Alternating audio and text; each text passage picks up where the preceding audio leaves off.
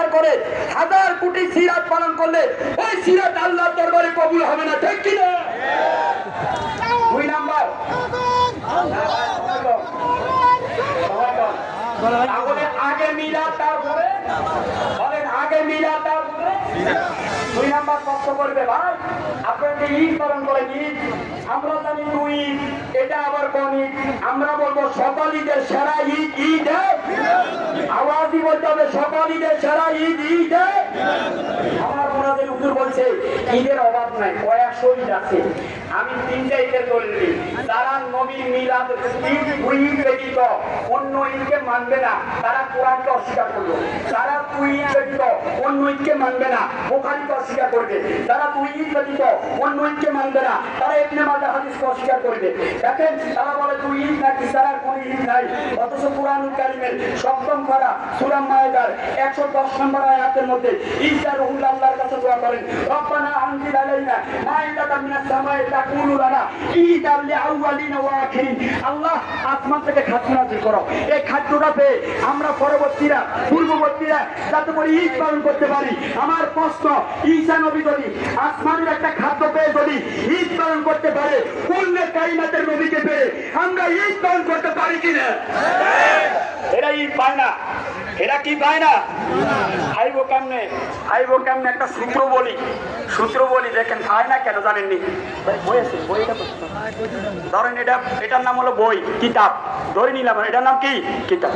এখন এটার ভিতরে কি আছে আমাকে পড়তে হবে কিনা? আরো জোরে হবে কিনা? এখন কোন ব্যক্তি যদি না পড়ি যদি শুধু উল্টায়, তাহলে কি পাওয়া যাবে? আরো জোরে পাওয়া যাবে? এরা মিলাদুন নবী পায় না কেন জানেননি? এরা উল্টায়। আরো জোরে কোনা কি করে? উল্টায়। আরেকটা সূত্র বলি, চশমা 2 প্রকার, একটা সিদ্দিক আকবরের চশমা, আর একটা আবু জাইল্লা চশমা। আবু জাইল্লা চশমা দিয়ে কখনো নবীর মিলাদ পাওয়া যাবে না, ঠিক কিনা? নবীর মিলাদ পেতে হলো সিদ্দিক আকবরের চশমা লাগবে। এরপরে 2য় নাম্বার, এরা ঈদ পায় না। সহিহ বুখারী কিতাবুল ঈমান 45 নম্বর হাদিস, হযরত ওমরের কাছে এসে ইহুদি বলতেছে, ওমর তোমাদের নবীর উপর আল্লাহ একটা আয়াত নাযিল করছে, এই আয়াতটা যদি আল্লাহ আমাদের উপর নাযিল করতো, লাউ নাযালাত আলাইনা, যদি এই আয়াতটা আমাদের উপর নাযিল করতো, লা তাত্তাখাযনা ঈদা যালিকাল ইয়াউমুল ঈদ, আমরা ওই দিনটাকে ঈদের দিন পালন করতাম। ওমর বলেন এই আয়াতটা নাযিল হয়েছে আরাফার দিনে। জোরে বলে সুবহানাল্লাহ। একটা আয়াত নাজিলের কারণে যদি আরাফার দিন ঈদের দিন হতে পারে, কুল কায়নাতের নবীর আগমনের দিন কি ঈদের দিন হতে পারে? আরো জোরে পারে না? ইবনে মাজাহ হাদিস, আমার হুজুর বলেছেন 1098 নম্বর হাদিস, আমার নবী বলেন, ইন্না হাযা ইয়াউমাল জুমাতে ঈদান জাআলাল্লাহু লিল মুসলিমিন, তোমাদের জন্য জুমার দিনকে ঈদের দিন করা হলো। আরে বাবা, জুমার দিন ঈদের দিন কেন? এই জুমার দিন খুলিকাল আদমকে তৈরি করার কারণে জুমার দিন ঈদের দিন। আমার নবীকে তৈরি না করলে আদম হতো না, তো যার কারণে কুল কায়নাত হলো সেই নবীর আগমনের দিন ঈদের দিন হতে পারে কিনা? 2 নাম্বার পয়েন্ট। 3 নাম্বার, আমরা পালন করি মিলাদুন নবী, বলে নাকি? এরা বলে আপনাদের মিলাদুন নবী পালন করেন, তো নবীর ওয়াফাতুন নবী ইন্তেকাল দিবস পালন করেন না কেন? এরকম প্রশ্ন করে কি? আমি বলি ভাই, শয়তানের কোন প্রশ্নের অভাব নাই, আরো জোরে অভাব। এবার আসেন ওয়াফাতুন নবী কেন পালন করি না? 1 নাম্বার, আমার নবী বিদায় হজের ভাষণ দিয়েছেন 9 জিলহজ। আমার নবী 9 জিলহজ ভাষণ দেওয়ার পরে এই দুনিয়াতে ছিলেন 81 দিন। না, কয় দিন? 81 দিন। তার মানে নবীজি দুনিয়া থেকে জাহিরি ভাবে পর্দা করেছেন রবিউল আউয়ালের 1 তারিখ বা 2 তারিখ। এটাই মুফাসসির মুহাদ্দিসের মত। আর জমহুর উলামায়ে কেরামের মত হলো আমার নবী দুনিয়াতে আগমন করেছেন রবিউল আউয়ালের 12 তারিখ। জোরে বলে সুবহানাল্লাহ। সেজন্য আমরা মিলাদুন নবী আল্লাহ বলেছেন পালন করো, 1 নাম্বার। 2 নাম্বার, বাবা আমরা কেন ওয়াফাতুন নবী পালন করি না? আমার নবী নিষেধ করছে, আমার নবী নিষেধ করছে বিধায় আমরা পালন করি না।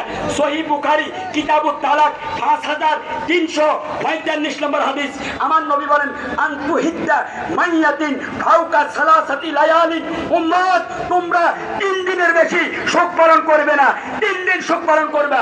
আমি আপনাদের কাছে জানতাম চাই, আমার নবী ইন্তেকাল করছে মাত্র 3 দিন হয়েছে না? হ্যাঁ, তাহলে আল্লাহর নবীর হাদিস দ্বারা প্রমাণ হয়ে গেল নবীর আগমনে শোক পালন করা যাবে না, আমার নবীর আগমনে আল্লাহর হুকুম মিলাদ পালন করতে হবে, ঠিক কিনা? সর্বশেষ শোক কার জন্য পালন করা হয়? যে মরে যায় তার জন্য। এবার আওয়াজ দিয়ে বলেন, আমার নবী কি মরা? আরো জোরে মরা? ইন্নাল্লাহা কাদ হাররামা আলাল আরদি আন তাকুল আসজাদিল আম্বিয়া ওয়ান নবিয়্যুন হাইয়ুন ওয়া ইউযাকুন ওয়া ইসাল্লুন। প্রত্যেক নবীরা জিন্দা নবী, কবরের মধ্যে জিন্দা। তো নবী যদি জিন্দা থাকে, জিন্দা নবীর জন্য কি শোক পালন করা যাবে? আরো জোরে যাবে? সর্বশেষ আরেকটা, এটা তৃতীয় নাম্বার প্রশ্ন।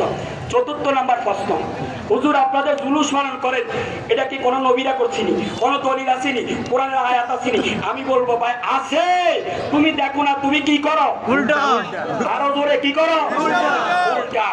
এখন আসেন সহিহ মুসলিম শরীফের হাদিস, বাবুল ফিল হাদিসিল হিজরাত, এই অধ্যায়ের মধ্যে মদিনার নবী বলেন, আমি মক্কা থেকে হিজরত করে মদিনা গেলাম।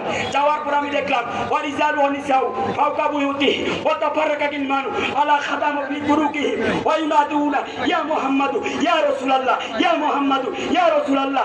নবীর আগমনে মদিনার মানুষগুলো রাস্তার মধ্যে হেঁটে হেঁটে জুলুস পালন করছেন। জোরে জোরে সুবহানাল্লাহ। তাহলে বলেন নবীর আগমনে জুলুস আছে কিনা? আরো জোরে আছে কিনা?